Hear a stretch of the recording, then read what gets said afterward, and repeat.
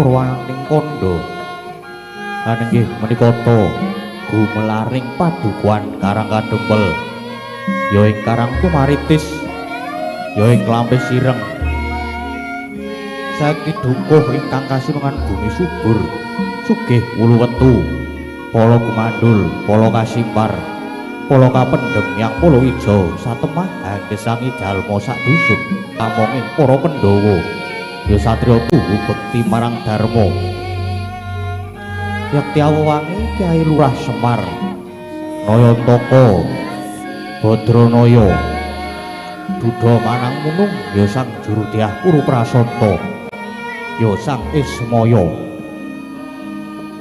senadyan namung derajate ngaceplik nanging menang sinebat sang Pamong Agung Prasasat Dewa pengawak manungsa kang umur dewa inggih sinebat pusaka bisa kandha jimat kang bisa ngucap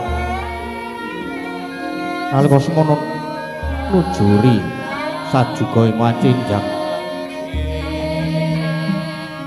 Kyai Semar kepareng lenggah ing griya ngajeng datan kantun nalika semono sampun sowan putra ketiga Lurah Nalagaring ya Cakrawangsa sinambungan soaning putra panengah nenggih Ki Lurah Petruk Kantong Bolong datan kantun Wuragil Kyai Semar nenggih Ki Lurah Bagong sang Wawong Agung Dupi Mulat putra ketiga kepareng medhar pangandikan dadi mangkono pangodas parening griya erang ingkang dereng kababaling risan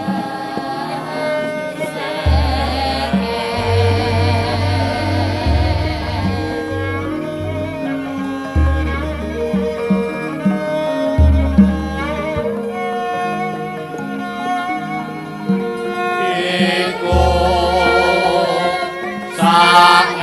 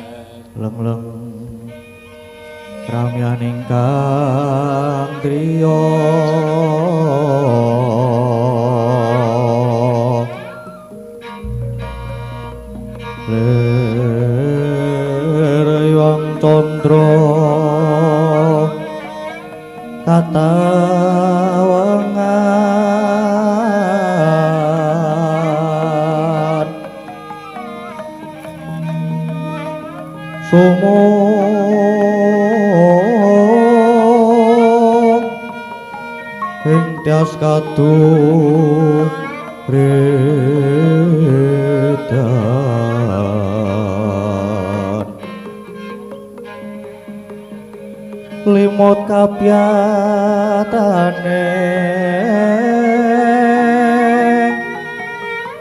rojek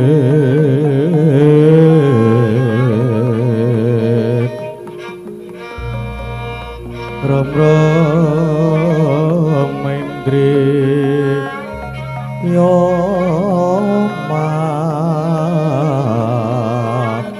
nawo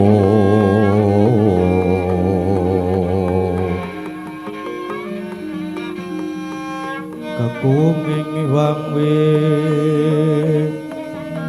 seso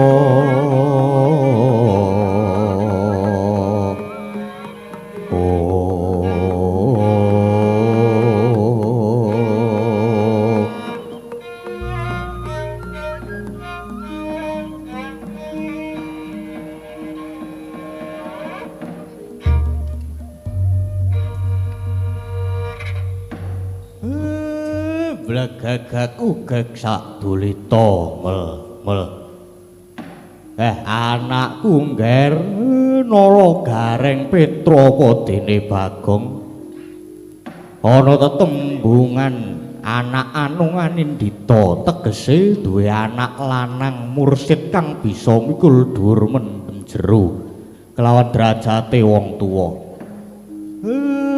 aja mung kandhek ana ing pangucap nanging kababar dadi kasunyatan. Dole mestine kowe padha kaget. Dene kowe kabeh tak klumpukke supaya sowan bapak.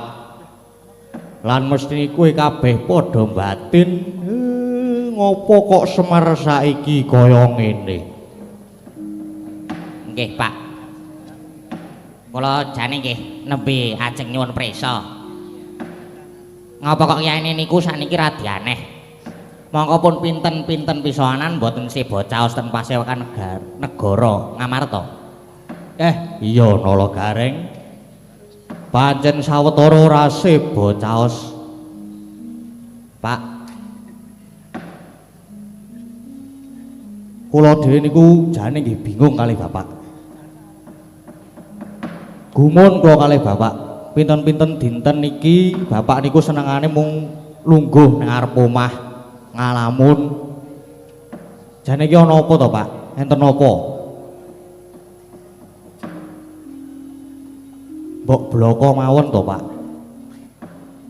Sapa ngerti Petruk iso melu mikir ngenteng-entengi sanggane kiyaine. Iya tak blakake wae. Jan-jane aku ngene iki mung merga aku ki ngimpi. Loh. Mung ngimpi kok dadi pikiran to, Pak? Lah ngimpine menika napa? Lah yo ngimpiku kaya kasunyatan kae. Mongko leh ku ngimpi wis wanci bangun para esuk. tegese wanci puspa tajem utawa kadara dasih. Kuwi bakale kababar dadi kasunyatan. Dene impenku kuwi kaya-kaya aku numpak prau nedenge ning tengahing segara praune iki jumplang. Aku kegawa kumbak kumbule ngalun gegulungan. Nah iki saka panyakra bawaku sajake aku bakal nampa pacoban. Lan pandugaku ana wong sing ora seneng karo aku, sisip sembire aku bakal dikrenah patine Semar Nalagareng anak-anakku. Wis ngalela antah Sang Badranaya Kang Raja Tajimancala.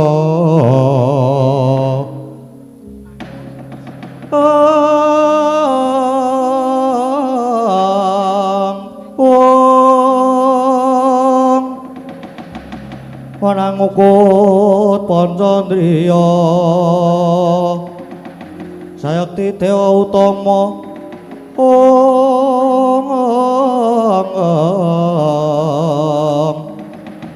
pamong ingkang para suci dadya hayuning bawana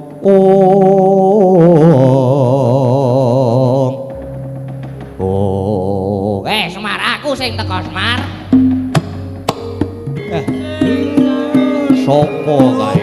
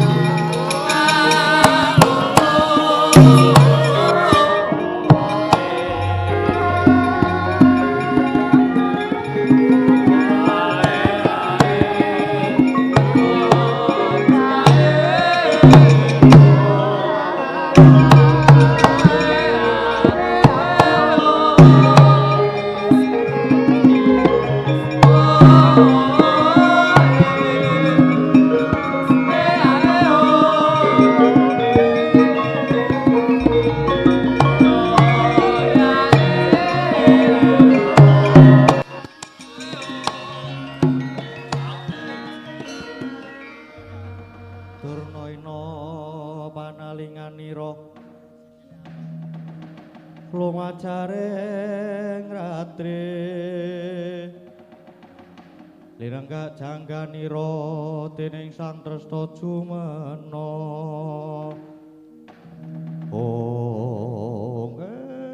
bragagag ugag sadulita mel ngerti-ngerti kok sudungku kerawan piyai loro mangke riyin Begawan Durna Sahargyana Patih Harya Sengkuni sak sampunipun lenggah kandhis keca sarawuh jengandika kula ngaturake pambagya panakrami sami wilujeng rawuh mriki.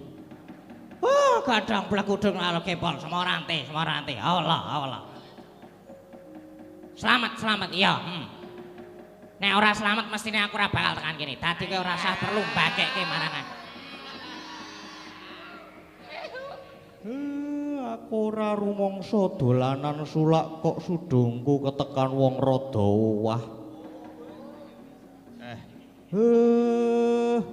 Nggih, pun, nggih.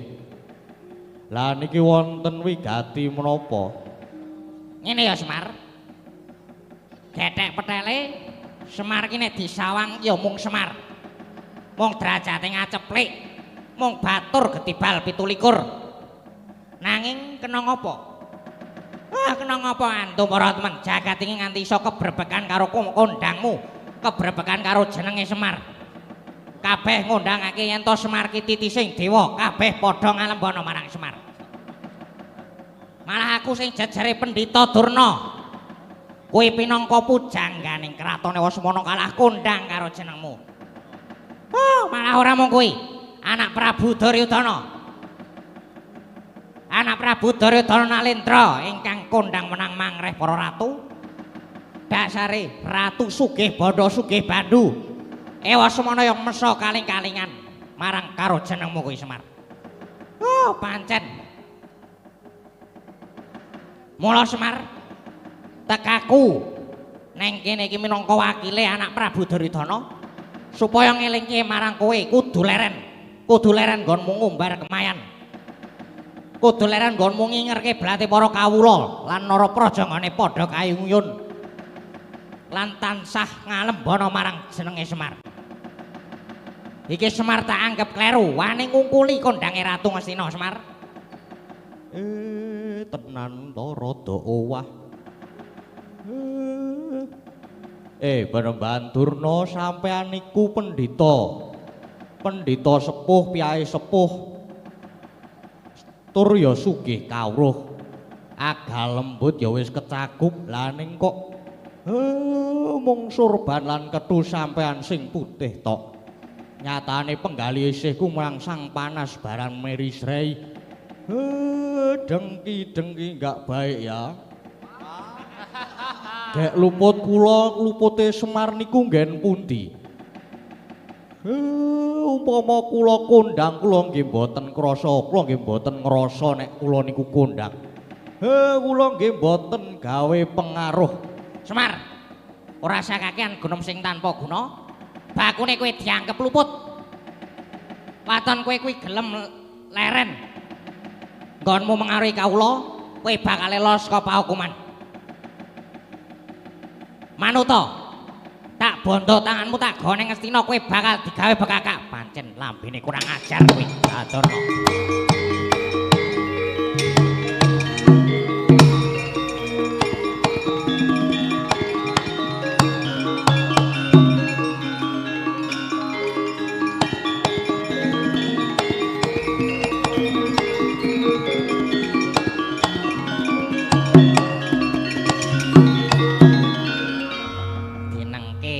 Suwe-suwe gawe kemropok.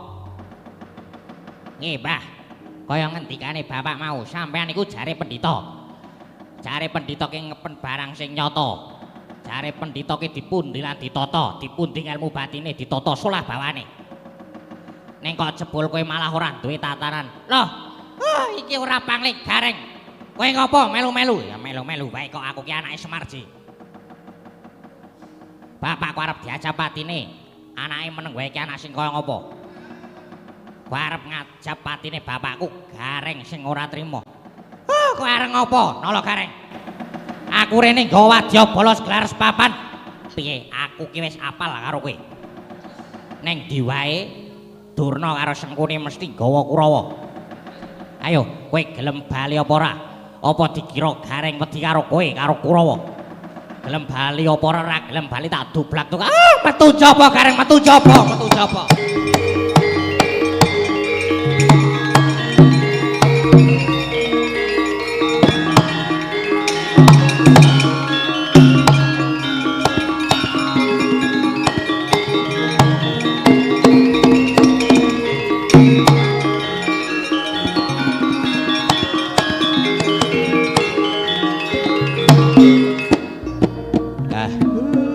Tututile nggih Pak.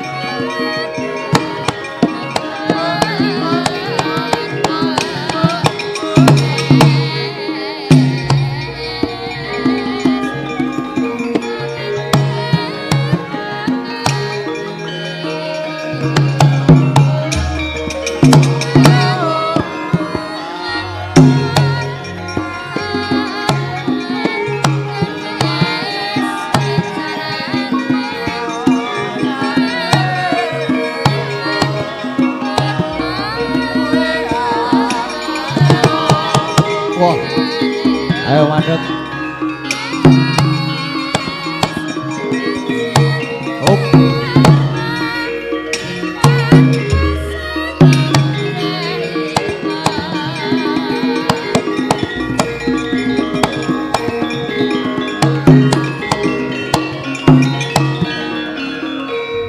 Katri gumulung mangrempak Kurata kurareka kiri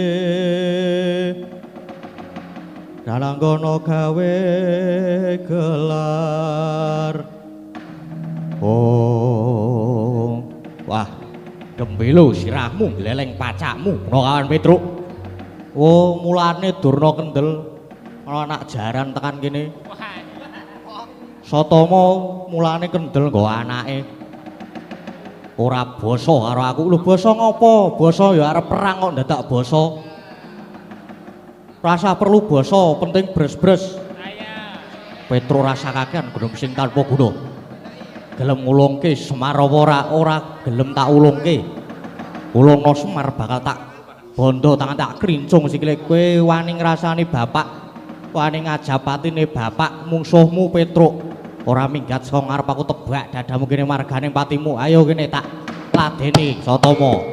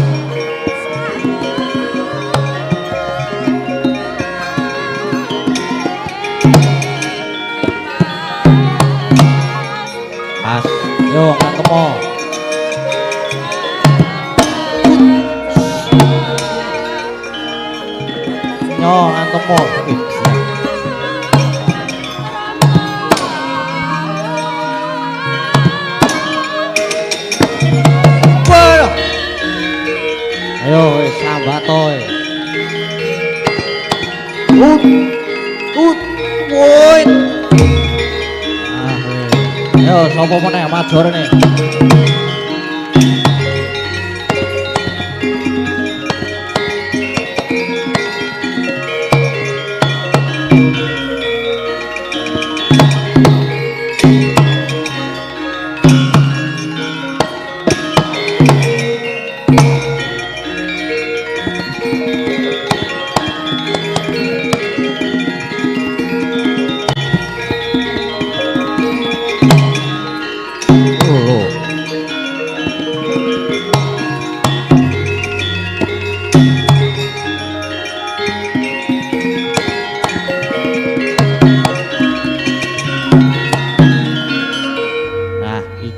Senopatine sisan kene.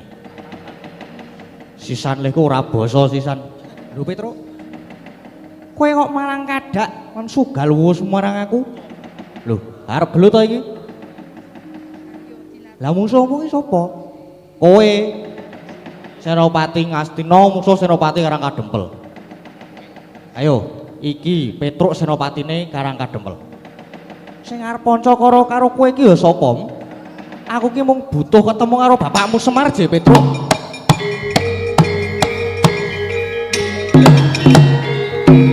Lho.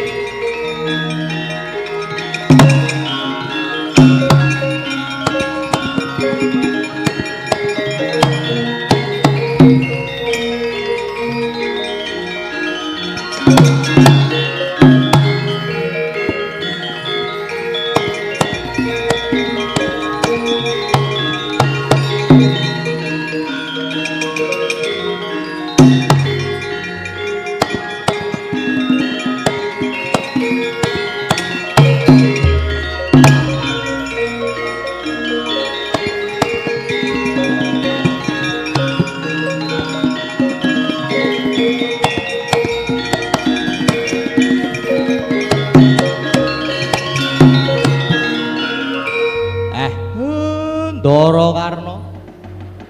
Wonten napa niki ajeng mikut Semar napa pripun? Yo.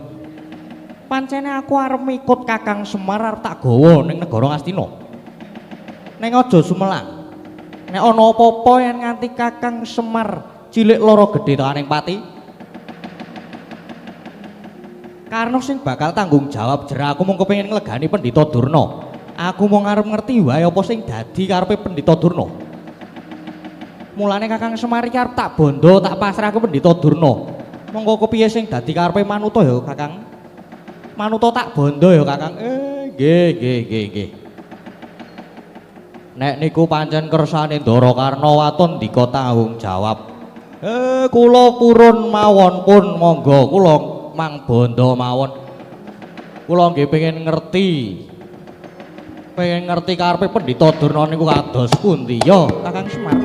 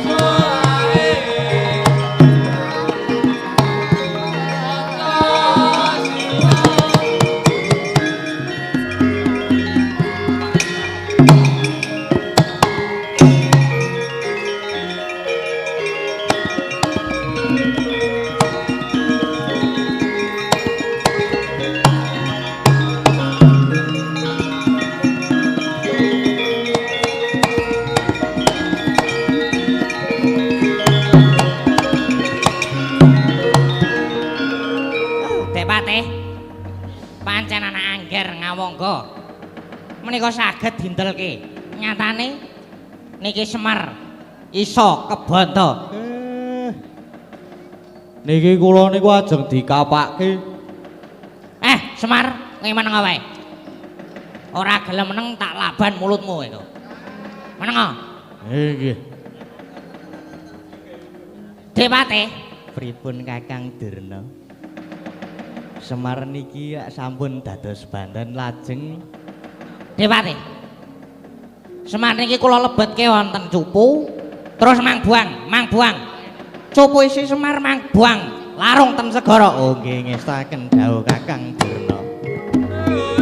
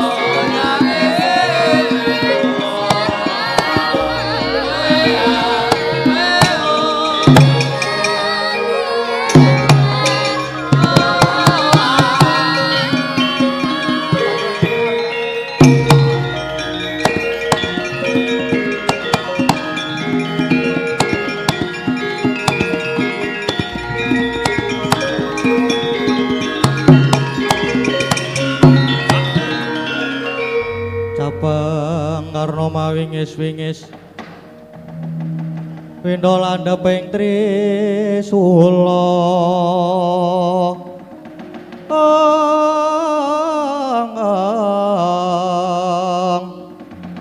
Muga markata lir kabaranang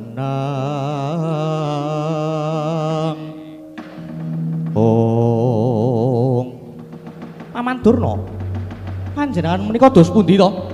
Jare pendhita kok mencla-mencle blendra-blendri sing dadi rembuke. Loh, mencla-mencle kados pundi to, Nger? Wiwit budal saking negari Ngastina sekawit namung badhe Bondo Semar lajeng katuraken Yai Prabu Duryudana sareng Semar manut kula Bondo nanging malah lajeng dipun larung teng samudra. Monggo kula wau sampun rembagan kalian Semar purun kula Bondo nanging bab keselamatanipun Kakang Semar kula ingkang nanggel.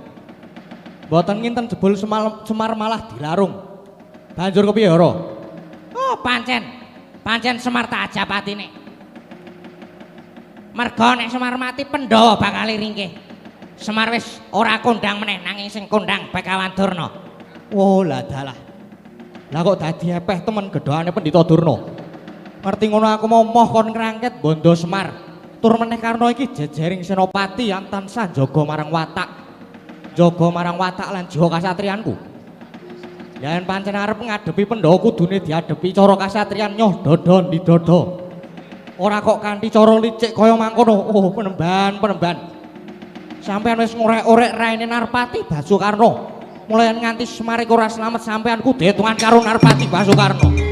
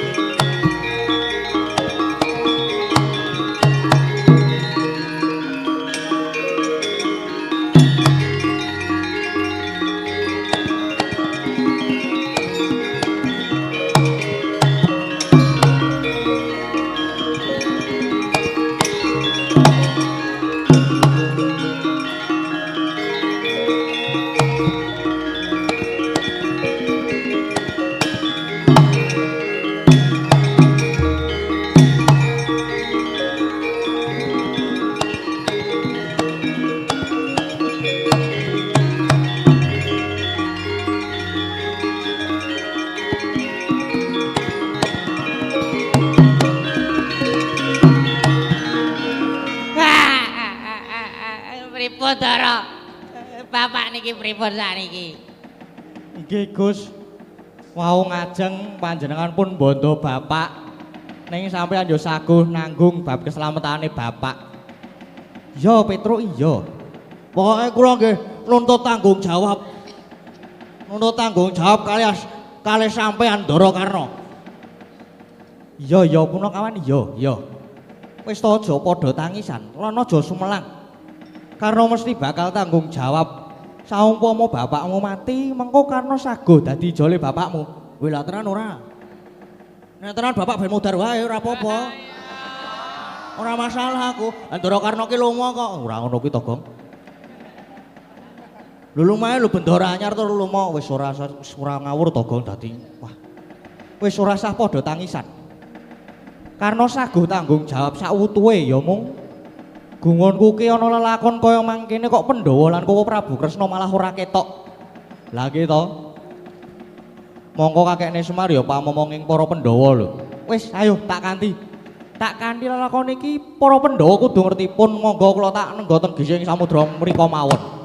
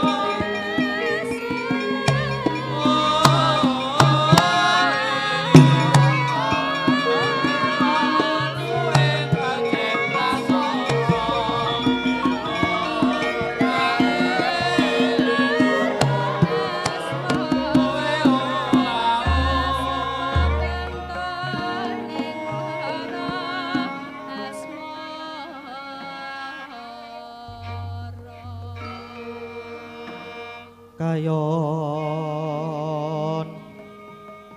katiyu angin sumya swaraning karengyan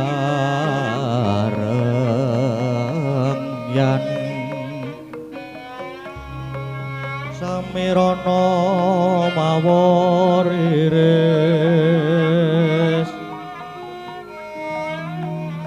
lumrang gandaning puspita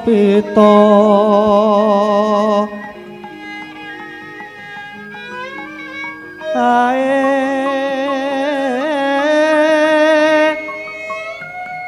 ana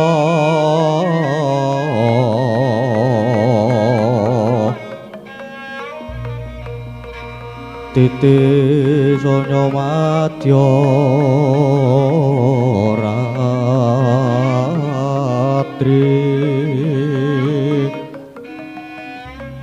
raras rumedeng akoso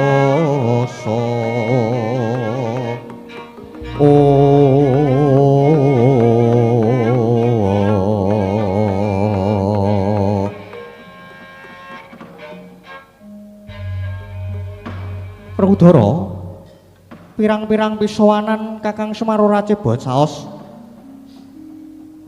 Apa sekirane Pandhawa keluputan marang Kakang Semar? Wah, saka pangrasaku Pandhawa ora kaluputan karo Semar. Mongko sing wis-wis Semar ora sah dadak ditimbali mesti sowan. Iki nganti pirang-pirang dina sowan pisowanan Semar ora sebo caos. Nadyan kula ugi mekaten. Kula kados mboten damel mesguling manah Kakang Semar. Ya wis. Yen pancen mengkono Semar sejatine ana ngapa, paraga ayo ditanjike ning Karang Kadempel wae. Hang merbaning kang sinong mati gawe gelar nararya mbek susutira pamo sang mangrempak suranggangkara kita umangsa. Oh, Koko Prabu Kresna, Yaya Werkudara Arjuna malah padha kandheng ana kene. Koko Prabu Ndorati kula ingkang suwan Koko Prabu.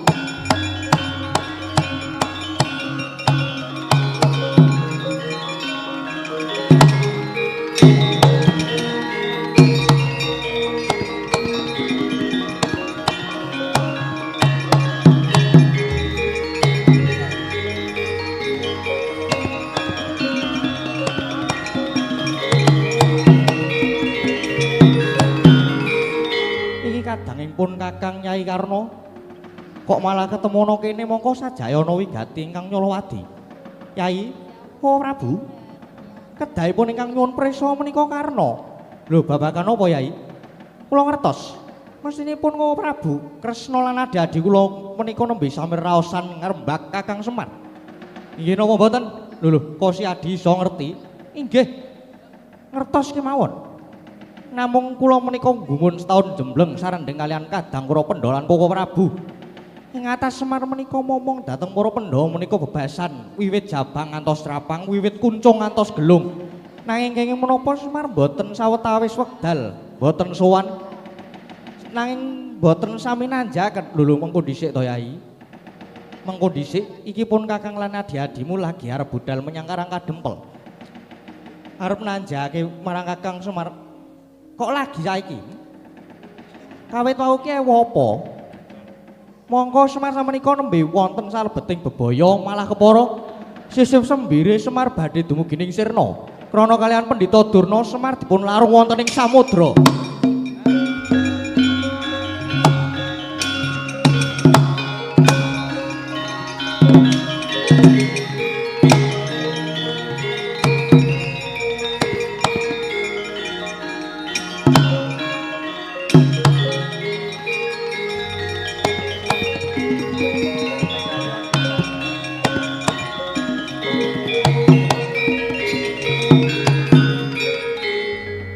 Prabu. Dimas Werkudara saha Dimas Arjuna sami kesah sajaipun badhe ngupadi dhateng Kakang Semar. Nanging kok Koko Prabu menika malah namung kendel kemawon. Yo, merga pun Kakang iki saktine gumun marang Yai Karna. Gumun kados pundi? Sing wis-wis Yai Ngawangga kuwi tansah bebarengan kelawan Paman Durna lan Paman Sengkuni nggone ngudi golek ringking Pandhawa. Gedene ngajab sirnaning para Pandhawa kok iki si Adi malah katone mbelani Semar lan para Pandhawa. Mongko Yai Karna kuwi senopatine Yai Duryudana ing Astina. Nganti iki mau Yai Karna mele-melehake marang Kresna, Koko Prabu. Inggih, leres. Kula menika senopatining pun Ngastina nanging nadyan kados pundi karena menika jejering satriya dados kedah saged milah-milahaken. Pramila babakan ngrena pejaipun para Pandhawa kalebet ngajab senanipun Kakang Semar kok mawi nganggo cara culika utawi licik karena boten sarujuk. Lah yen pancen badhe mejahi Pandhawa inggih kedah mawi cara satriya ingkang merwira nyoh dada ndi dada. Menika dados kan tetep ngugemi dhateng jiwaning kasatriyan. Oh, adiku Di, nganti semono nggonmu ngugemi marang jiwa kasatriyanmu, ya wis ayo ditungkong nggone padha ngupadi Semar. Monggo Prabu.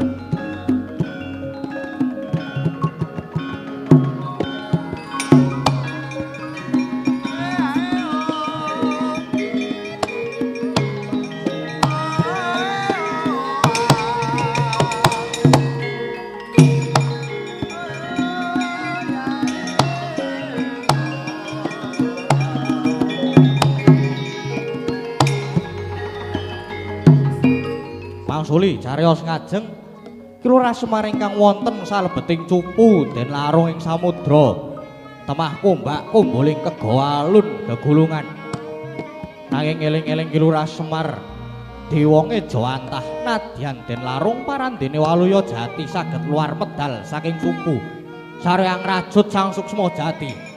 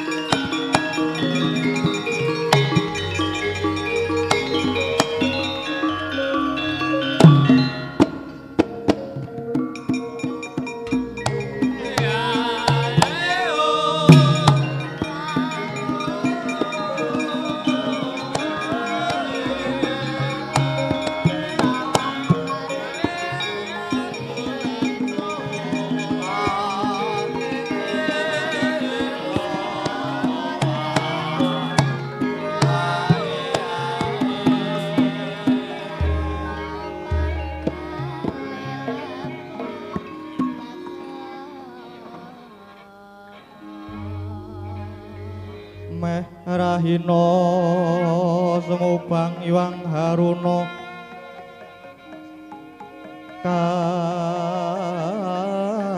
katinetraning anggarapuh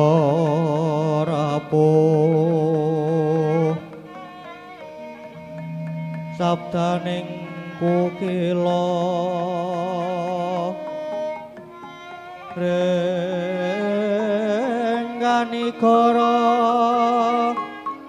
sageter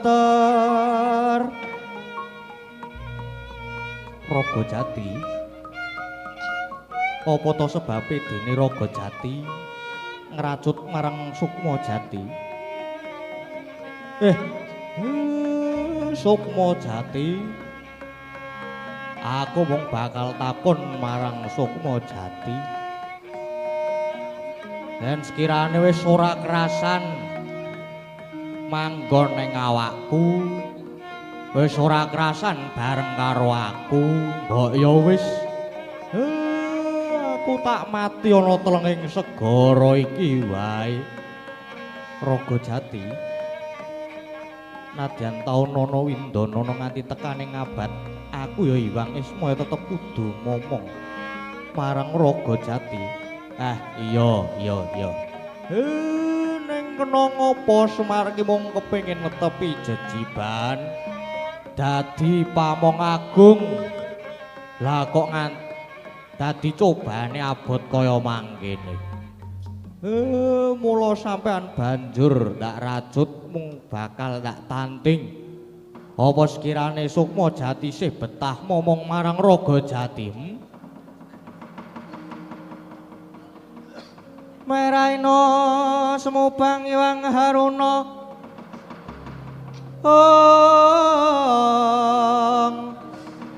kadenatrane nganggo rapuh sabdaning kukila rengkane kara sageter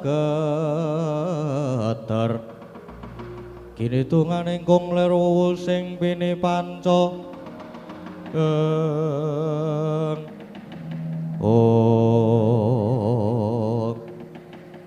Ung ilahing Raga Jati kutinitah pancen pinesti dadi swargaku. Ya senadyan tata gelar mung derajate ngaceplik nanging kewajibanmu abote ngungkuli wong nyangga bumi. Wis samestine lamun akeh pacobane nanging Raga Jati ora kena nggresang-gresula. Kudu tetep tansah teteken ati suci pepayung budi rahayu, tetep dadi panuntuning jiwane manungsa supaya tumindak utama. Lan Raga Jati tetep dadi mustikaning titah pepetinganing para jalma kang kono. Aku tetep sajuga manjing momong marang Raga Jati. Ya.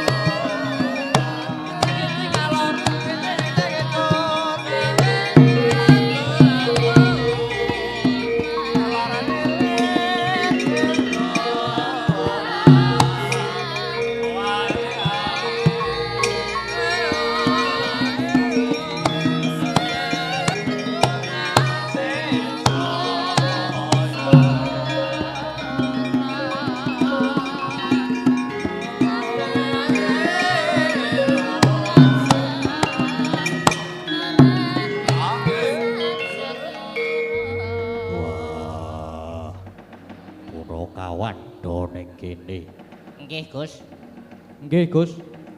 Nunggu bapak sing dilarung teng segara. Niki nembe nunggu nasibe bapak. Nek pancen pinesti bapak sedo mergo keli ning segara. Nek yen saged layone bapak saged ketemu. Lah niki kok Ndara Werkudara, Ndara Janaka nggih teng mriki. Wah, aku ya goleki bapakmu mergo iki aku mau didhawuhi karo Karna kakangku. Aku yang goleki Kakang Semar Petruk. Lah mau ki do ngopo, Ce? Kok nembe saiki? Bapak suwe ora se bocah iki mestine ya terus ditanjeke.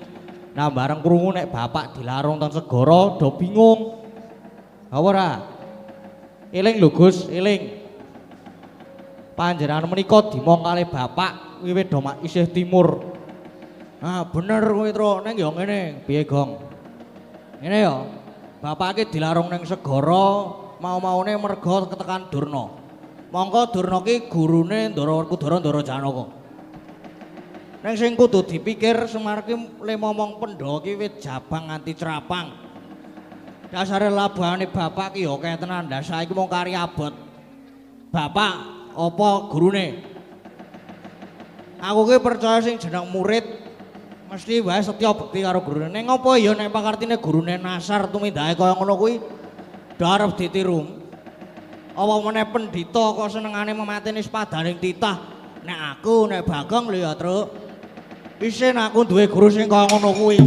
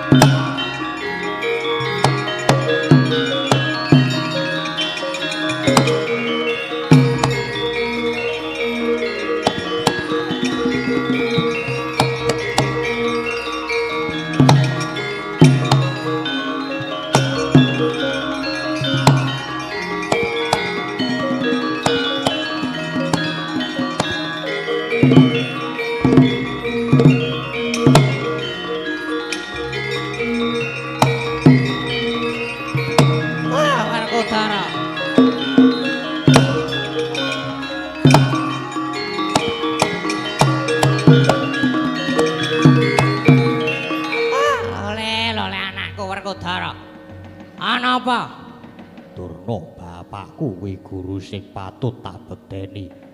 Tak pepundi nanging kena ngapa? Wah, kowe pentala merjaya karo Semar. Tegel wae. Ora tegel sebab apa? Semar ki mung derajate ngaceplik. Mung punakawan wae nganti kondang ngomandang jenenge. Aku meri. Aku sing pendhita Durna wae kalah kondang, Semar kudu mati. Semar kudu mati. Ora tegel sebab apa? Guru ki pancen digugul lan ditiru. Wah, ning bab pakartine guru sing nyimpang saka bebener kuwi ora kena ditiru. Mula gandeng kowe wis bondo Semar kowe uga kudu tak bondo. Wah, Werkudara karo ngopo? Wah, menengo tak bondo kowe. Wah, Werkudara, Werkudara. Werkudara, Werkudara.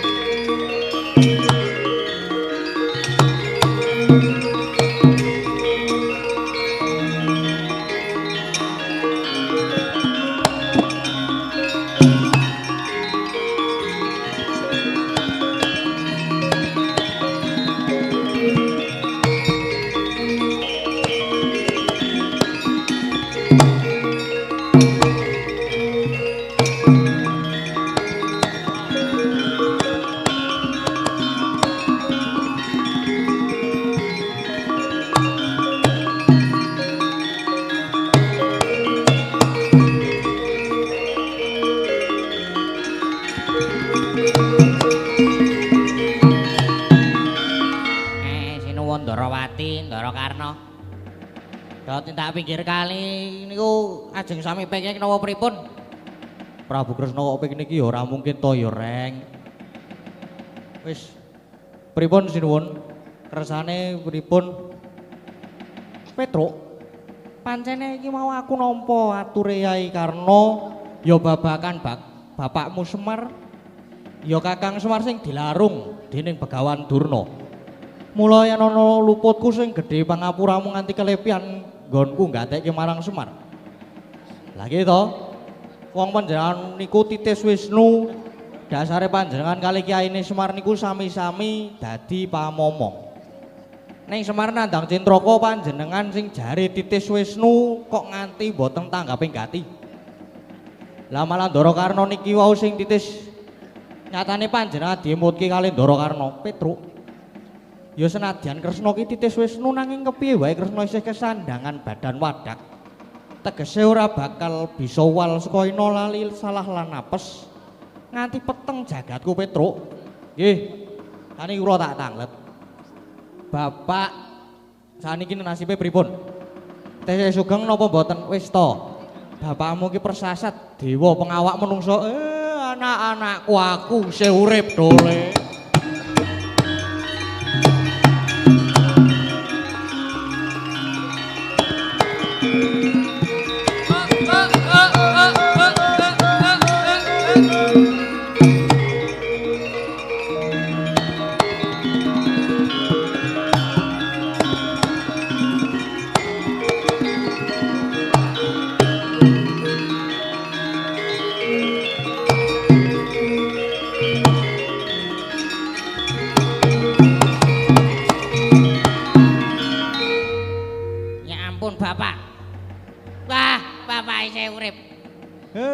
Iya, aku isih urip dole.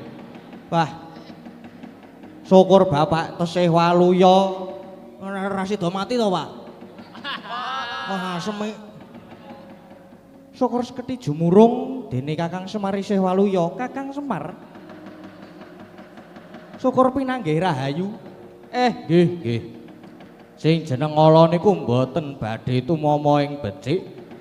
Senadyan diranjap gegaman, nadyan dilarung ten segara. Nek pancen Semar isih dikeparengake urip ya mung gumun kula niku lupute Semar niku kalih Pendhita Durna nggen pundi? Luput kula kalih Pendhita Durna niku nggen pundi to?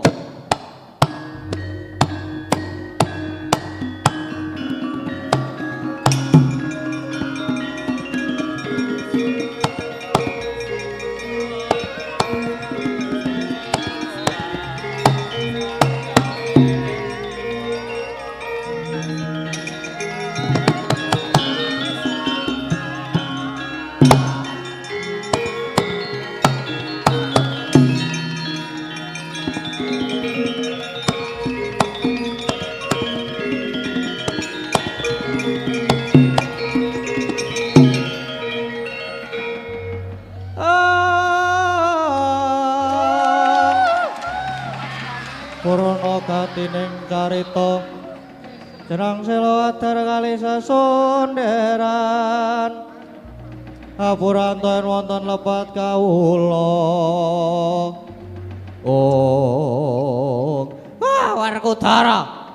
Werkudara aku ki gurumu kaya tok bondo ki kepiye? Wah wis ben kowe mau bondo Semar saiki genti kowe sing tak bondo. Wah, iki wis mandi tenan. Omongane Bagong mau jan mandi tenan. Iki kepiye iki? Dur arep dikapake. Dilarung wae. Aja. Aku ora iso ngae aja dilarung. Aja dilarung ya Bagong, aja dilarung. Wah, Semar Durna wis tak bondo. Mongso borong lehmu murba. Penemban Durna. Jane luputku niki napa to? Aku ora rumangsa mbibiti ala kalih sampeyan. Lah kok jenengan tegel nglarung kula teng segara. Kakang Semar. Aku meri karo Kakang Semar, aku kalah kondang. Kakang aku ngrumangsane luput aku njaluk ngapura. Anak Prabu Kresna angger ngawuga kula nyuwun ngapura Werkudara Janaka Punakawan. Aku njaluk ngapura, aku tak njaluk pamit tak bali ning Astina, bali ning Sakalima. Nggih, mboten napa-napa pun monggo mangwangsul. Ya Kakang Semar matur nuwun ya Kakang Semar.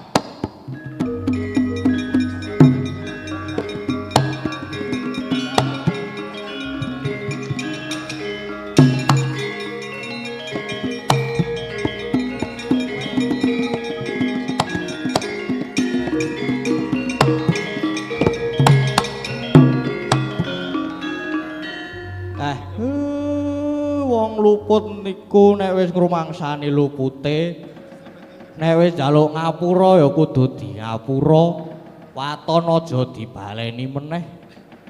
Mula kabeh lelakon iki kena dienggo kaca benggala supaya urip wonten madya pada niki kebak katentreman.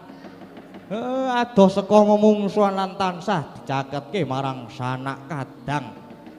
Sanak roang mitra karuh kersane rumaket leda seduluran.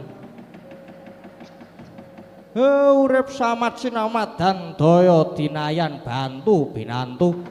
Wong urip ning alam padang niki nek duwe musuh siji niku wis kakehan. Suradira jayaning rat lebur dening pangastuti rahayu rahayu rahayu ndara.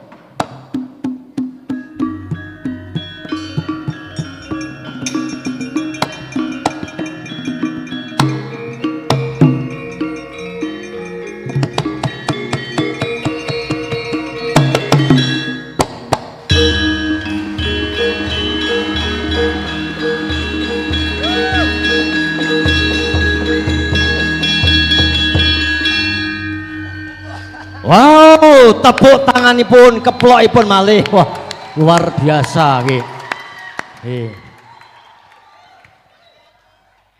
Mas Gading Pawukir, lampanipun Semar Bandan.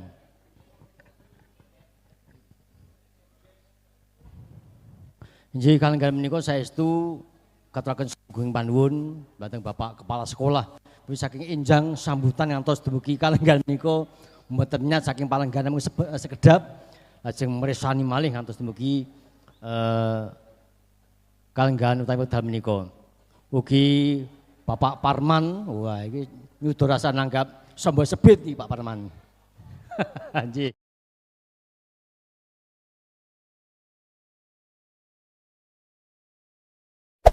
Hey there. Subscribe to my channel and also press this bell icon.